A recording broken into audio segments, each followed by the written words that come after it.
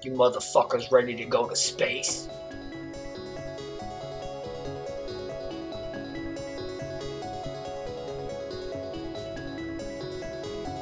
Oh hey, didn't see you come in there. Haha. Yo, yo, yo, welcome to Philosopher's Stoned. 2 alien episodes in 1 week. How you like them apples? That's how you say it? How you like them apples? Man, fuck Goodwill Hunting. Alright, so tonight we are going to be diving into the very confusing world of the Arcturians from Arcturus. Now, a lot of this shit comes from Alex Collier, great researcher, has a list of aliens that exist. Maybe one day I'll cover every single fucking one. I don't know. These are just the ones that I find semi-interesting. So, the Arcturians. Who are they? What do they look like? And what's their role in the universe? The Arcturians are one of the most advanced extraterrestrial civilizations that exist. Operating as a fifth-dimensional species, they claim to have been with Earth in its creation, and basically they say they own it, acting as overseers for the human race that lives here. They use their high tech and energy to spiritually and mentally heal the humans, trying to get us ready for what they call the 7th Golden Age, where we need to be able to spiritually operate in the 5th dimension. So they're kind of bringing us to their level of enlightenment, if you will, or ascension. Supposedly they're so fucking advanced that they are the sole reason why Earth has not been brutally attacked and pillaged by the more benevolent alien races. Although their society is governed by a group they call the Elders. The famous deal the U.S. government made with the Greys was an alternate treaty after the Arcturians tried to make a deal first and something went wrong. The Arcturians do not fuck with the Greys. So, the description of the Arcturians is fucking super unbelievable because they are supposedly horse-headed aliens. But hey, man, let's just dive into it. If Corey Good can talk about his blue chicken aliens, why the fuck can't we talk about the horse-headed Arcturians? That most likely don't exist. The Arcturians are described physically as horse-like beings with greenish skin, large almond-shaped eyes, although they primarily use their telepathy to see, not their physical eyes. They only have 3 fingers, and they have surpassed the idea of time so far that they do not age, with an average lifespan of 300 to 400 years, ranging from 7 to 8 feet tall and extremely muscular. But these aliens look like bluish grays to me, so maybe there's some lying going on here by the Arcturians, and they're just a subspecies of the Greys who they seem to despise. I'd really like to see a celebrity death match between the head blue avian chicken alien and the head Arcturian horsehead alien fighting it the fuck out, you know what I'm saying? So where do the Arcturians hail from? Well, Arcturus, a red giant superstar, 18 times larger than the sun, located in the Bootes constellation about 36 light years away. Noted as the 4th brightest star in the night sky and the brightest in the northern celestial hemisphere. Arcturus is called the Guardian of the Bear because of its location behind the tail of the constellation called Ursa Major, which I guess translates to the bear. Arcturus is a 5th-dimensional planet, also noted as being the Stargate from which souls pass, where the soul either returns to the Earth Sun system or evolves to another. So all that says to me is that Arcturus is a stepping stone on the path of the higher consciousness, like a checkpoint for our souls traveling outside of our physical body to measure the progress of humanity itself. J.J. Hertog notes, Arcturus is the first docking station that allows us to travel beyond our consciousness. Humans whose coded DNA has been activated by the keys will be taken up through Arcturus before moving on to other levels of creation. So, if you're ready when you die, you go to Arcturus, and then they see where you go after that. Now, the Arcturians see themselves as the owners of Earth, and kind of like their home planet is the sister planet to Earth, and they refer to Arcturus as the teacher, where humans or other species can be freed from their own entrapment, a place for them to be enlightened. This is achieved by the direct energies from the Arcturus star and the technologies they have on their starship named Athena. Let's go over some of these high technologies they have on this ship.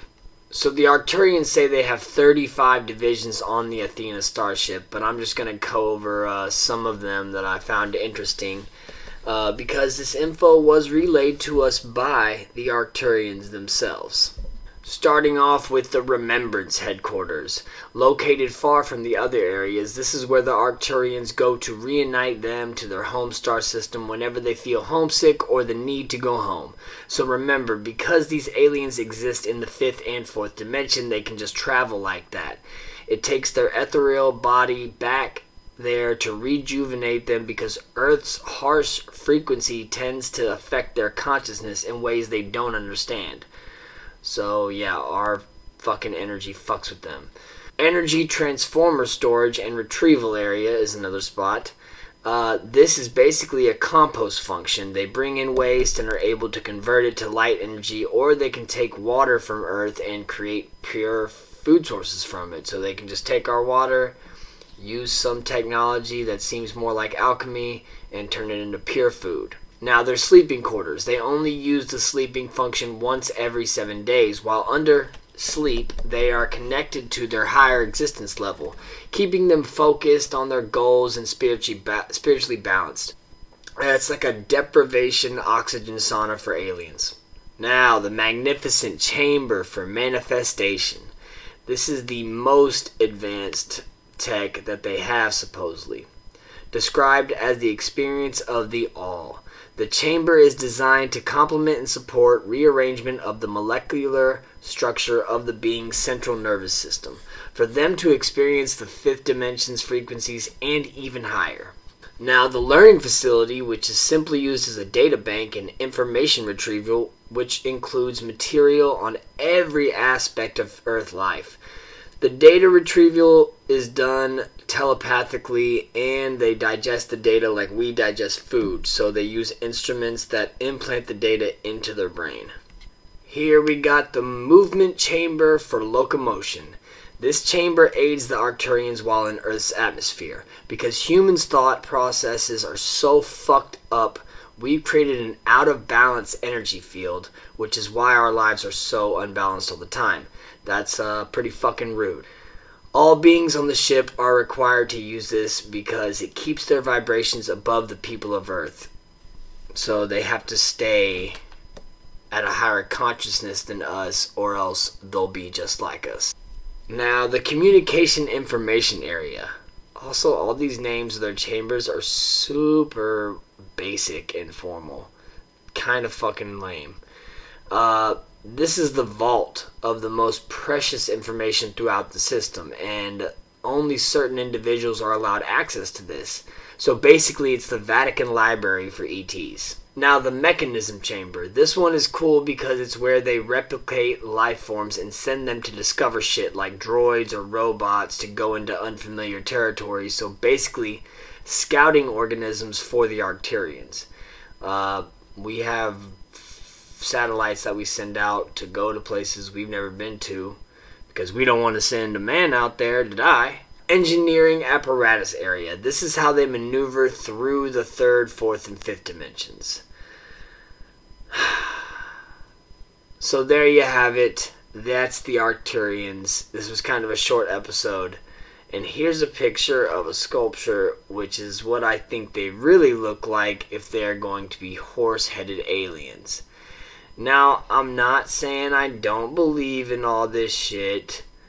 I'm just kind of skeptical when we've got Corey Good talking about his blue chicken aliens, and then we got the Arcturians, who are supposedly horse-headed aliens, but they look more like mutant greys. They look like greys that got into some breeding with another species. And once again, we have an alien race claiming to be our protectors and owners and the people who, I say people, the beings that make this earth as safe as it is, if you could call it safe. I hope you took this information with a grain of salt, actually several fucking grains of salt. I think it's fun to cover this shit. I'm not making fun of it. I really am not. I mean, I'm making fun of Corey Good because he's a fucking idiot. But this shit is funny. Like, if we do have an alien invasion and Mr. Ed pops out of a fucking spaceship and is like, you guys aren't on the level of high consciousness that you need to be on to reach the fifth dimension. I'd be like, fuck you, Mr. Ed, and I'd probably shoot him in the fucking face. Oh, man, I have so much fun doing these episodes about alien races that we have no idea if they really exist. Now, some people think the whole David Icke reptilian thing is bullshit.